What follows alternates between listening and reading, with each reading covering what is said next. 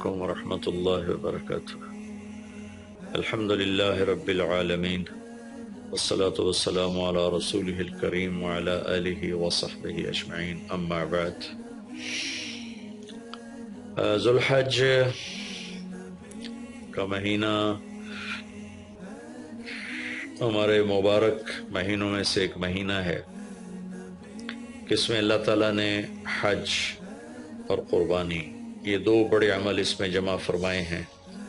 پوری دنیا سے حجاج کرام اس مہینے میں حج بھی کرتے ہیں اور پھر مینا میں آ کر قربانی کرتے ہیں، اور اللہ تبارک و تعالیٰ نے ان ایام کی قسم اٹھائی ہے، والفجر ولیال عشر والشفع والوتر واللیل اذا یسر هل فی ذلک قسم لذی حجر۔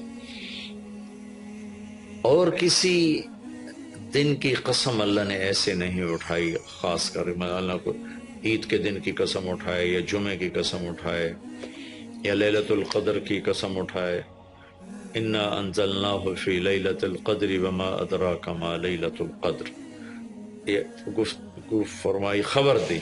لیکن والفجر، مجھے قسم ہے فجر کی، اس سے مراد 10 تاریخ کی صبح، جو 9 کا دن گزار کے حج کا دن ہوتا ہے، اور وہ گزار کے جب 10 کی صبح یعنی قربانی کی جو صبح ہے، اللہ نے والفجر اس کی قسم اٹھائی۔ پھر ولیال عشر، یکم سے 10 ذو الحج کی جو راتیں ہیں ان کی قسم اٹھائی۔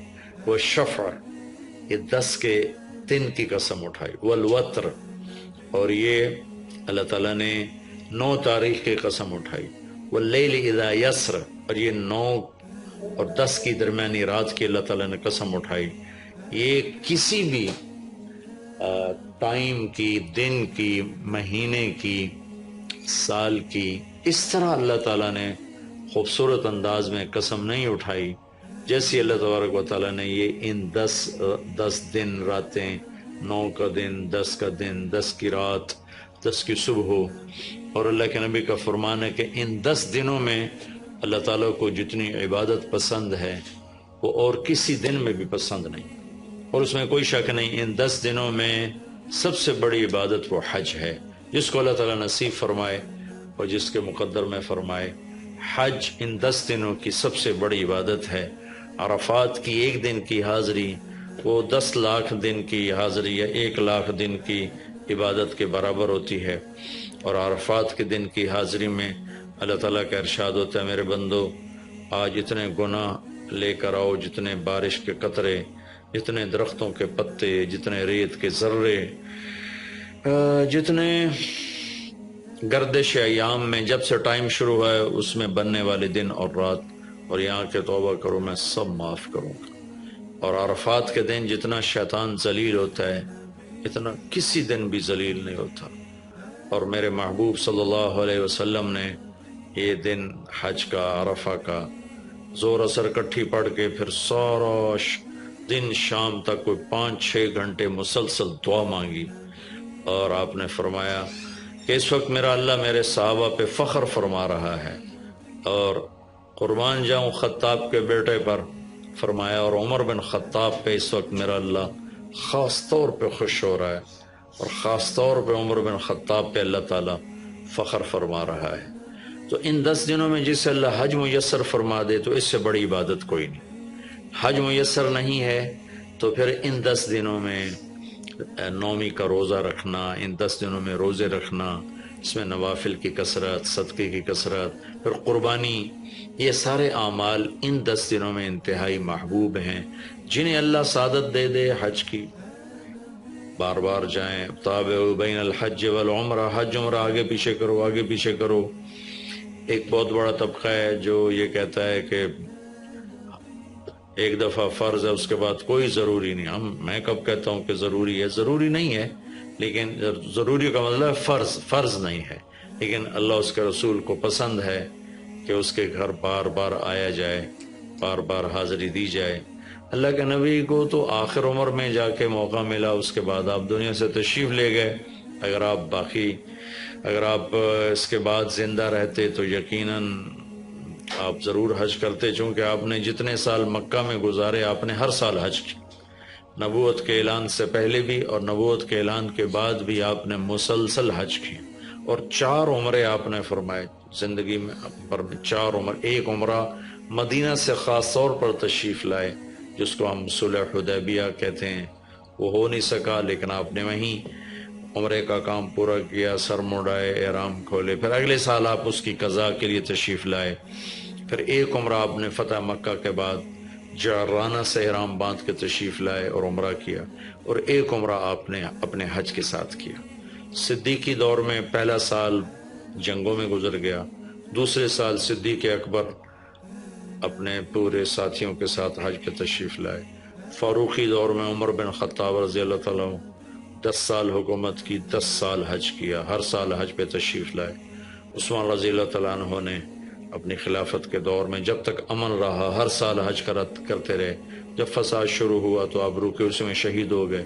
علی رضی اللہ تعالیٰ عنہ کو موقع نہیں ملا، جنگوں میں زندگی گزر گئی اور اسی میں آپ اللہ پاک کی بارگاہ میں پہنچ گئے، تو لیکن باقی 3 ساتھیوں کی خلافت کے دور میں آپ نے بکثرت حج اور عمرے کیے۔ تو دین کے کسی عمل کو یوں کہہ کر ہلکا نہیں بنانا چاہیے کہ اس کی کیا ضرورت ہے، اتنا پیسہ خرچ کرتے ہیں، اس کی کیا ضرورت ہے، کسی غریب کو دے دیا جائے، یہ اس طرح تقابل نہیں کرنا چاہیے کہ اللہ کے گھر کی حاضری کو اتنا ہلکا نہیں سمجھنا چاہیے۔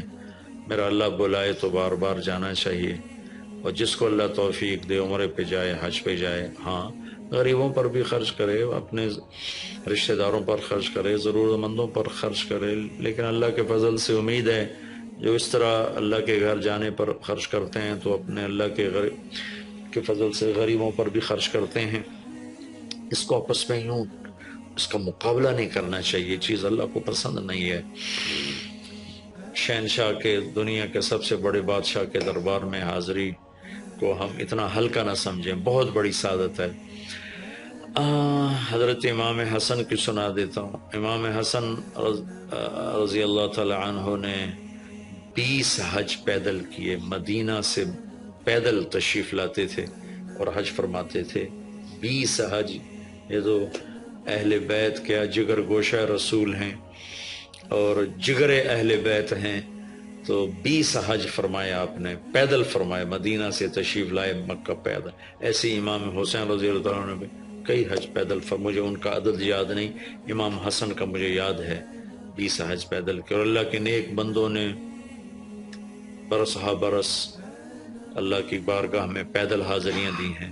تو ان 10 دنوں میں عبادت کا ذوق بڑھنا چاہیے، نوافل بڑھائے جائیں، ذکر بڑھائے جائے، تلاوت بڑھائی جائے، ہمت ہو تو روزے رکھے جائیں، خاص طور پہ 9 تاریخ کا روزہ، پچھلے سال کے سارے گناہ معاف ہو جاتے ہیں ایک دن کا جو روزہ ہے۔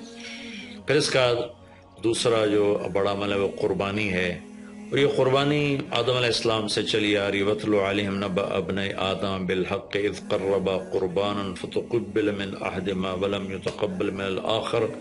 اس قربانی کی بنیاد تو آدم علیہ السلام سے پڑی ہے، لیکن ہمیں جو حکم ملا وہ سنت ابیکم ابراہیم، وہ ابراہیم علیہ السلام کی سنت ہے قربانی۔ ایک بہت خوبصورت قصہ ہے اور بہت عجیب و غریب قصہ ہے کہ اللہ پر سب کچھ لگا دینا۔ ایک شخص کو اولاد کے لیے دعا مانگتے مانگتے مانگتے کچھ 60 برس گزر گئے، 65 برس گزر گئے۔ رب ہب لی من الصالحین، یا اللہ مجھے نیک اولاد دے دے، نیک اولاد دے دے۔ نیک اولاد میری 84 سال کی عمر میں، اللہ نے 84 سال کی عمر میں بیٹا دیا۔ بڑھاپے کی اولاد تو دل پکڑ لیتی، اور ابھی چند دن نہیں گزرے تھے کہ اللہ نے کہا جاؤ اسے چھوڑ کے آؤ۔ یہ کہاں چھوڑ کے آؤں؟ کہ جبریل آئے گا تمہیں راستہ بتائے گا۔ تو جبریل انسانی شکل میں آئے، وہ براق کی طرح نہیں یہ سفر ہوا کہ ایک دم میں پہنچا دیا، بلکہ جبریل انسانی شکل میں آئے، اونٹنی پر سوار ہو کر، ابراہیم علیہ السلام دوسری اونٹنی پر، بچہ اور بیگم، اور ان کو فلسطین سے چلایا، اور چلاتے چلاتے چلاتے چلاتے جب مکے کے کالے پہاڑ آ گئے جہاں کچھ بھی نہیں ہے، نہ پانی نہ سایہ، کہ یہاں چھوڑ دو، بیت اللہ ٹیلا تھا اس وقت، یہاں چھوڑ دو۔ تو ابراہیم علیہ السلام جو آگ میں ڈلتے ہوئے نہیں گھبرائے، یہ بات سنی تو گھبرا کر کہنے لگے یہاں کیسے چھوڑ دوں، یہاں تو کچھ بھی نہیں ہے۔ تو جبریل نے کہا جی آپ کے اللہ کی منشا ہے کہ اس بچے کو یہیں چھوڑ دیا جائے، تو نے وہیں چھوڑا اور واپس چل دیا۔ اور حضرت ہاجرہ حیران پریشان ہو گئی کہ کہاں چھوڑ کے جا رہے ہو، کیوں چھوڑ کے جا رہے ہو، جواب ہی نہیں دے رہے۔ 3 میل ان کے ساتھ چلتے نہیں، وہ جواب ہی نہیں دے رہے۔ 3 میل کے بعد ان کو یاد آئی یہ تو اللہ کے نبی ہیں۔ اللہ امرک، ابراہیم کا یہ اللہ کا حکم ہے؟ کہاں اللہ کا حکم، اذن لن یضیعنا اللہ، جاؤ پھر اللہ مجھے ضائع نہیں کرے گا۔ اس طرح بنیاد رکھی، بچے کو ایسے جنگل میں چھوڑا۔ جب وہ بڑے ہو گئے تب حکم آیا جاؤ ذبح کرو۔ تو اب آپ کی عمر ہو چکی ہے کوئی 92 سال یا 94 سال، 90 پلس ہے، 100%۔ فلسطین سے چلے مکہ جا رہے ہیں، کیا کرنے جا رہے ہیں؟ بچہ ذبح کرنے جا رہے ہیں، کوئی مرغی اور بکرا ذبح کرنے نہیں جا رہے ہیں۔ پھر ان کو تیار کرا کے مینا کی وادی میں لا کر کہنے لگے بیٹا اللہ کا حکم ہے تمہیں ذبح کر دو۔ تو بیٹے نے کہا یا ابت افعل، تو آپ کر دیں جو کرنا ہے۔ ابراہیم علیہ السلام کہنے لگے تو یہ خبر بھی ہے میں کیا کہہ رہا ہوں؟ کہ جی مجھے پتہ ہے، آپ کہہ رہے ہیں مجھے ذبح ہونا ہے تو آپ کے بدلے میں مجھے اللہ ملے گا، وہ آپ سے بہتر ہے، اور دنیا کے بدلے میں جنت ملے گی، وہ دنیا سے بہتر ہے۔ پھر معصوم بچے نے کہا ابا میرے ہاتھ باندھنا، تو مجھے الٹا لٹانا، اور پھر فرمایا کہ مجھے اپنا کرتا اتارا اور کہا کہ یہ میری اماں کو دے دینا، میری نشانی رہے گا، اور آپ اپنے کرتے میں مجھے کفن دے کے ادھر دفن کر دینا۔ تو ان کے ہاتھ باندھے، پاؤں باندھے، الٹا لٹایا، اپنا گھٹنا رکھا ان کی کمر پر، ان کے سر کے بال اٹھایا تھوڑا سا اوپر کر کے نیچے چھری چلانے کے لیے، ایک ہاتھ میں بال تھے ایک ہاتھ میں چھری تھی، اور یوں آسمان کو دیکھا کہ اللہ تو مجھ سے ناراض ہو گیا ہے کہ اسماعیل کی محبت نے میرے دل میں جگہ پکڑ لی ہے۔ نہیں میرے مالک، میرے دل میں تیرے سوا کچھ نہیں ہے، اگر میرا کوئی امتحان ہے تو پاس کر دے،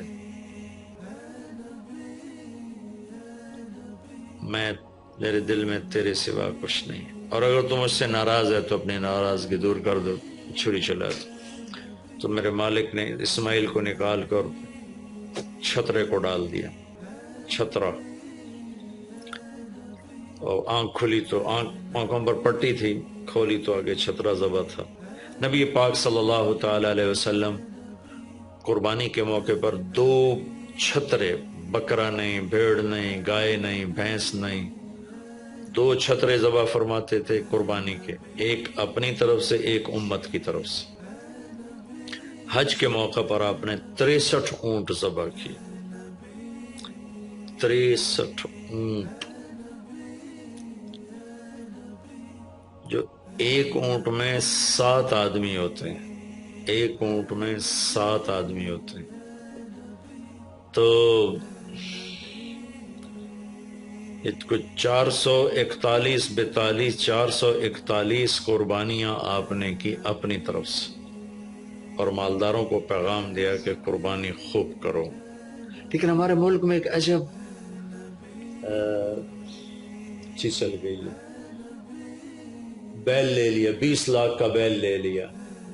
یہ صرف فخر ہے، ریا ہے، اور بناوٹ ہے، دکھاوا ہے۔ آپ 20 لاکھ کے بکرے خریدیں تاکہ غریبوں کو گوشت پہنچے۔ 20 لاکھ کا ایک بیل لے کے آپ نے کون سا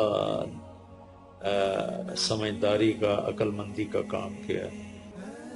وہ کراچی مجھے لے گئے منڈی میں، تو 5 لاکھ کے بکرے کھڑے ہوئے، تو میں تو حیران پریشان ہو گیا، بکرے کی قیمت 5 لاکھ۔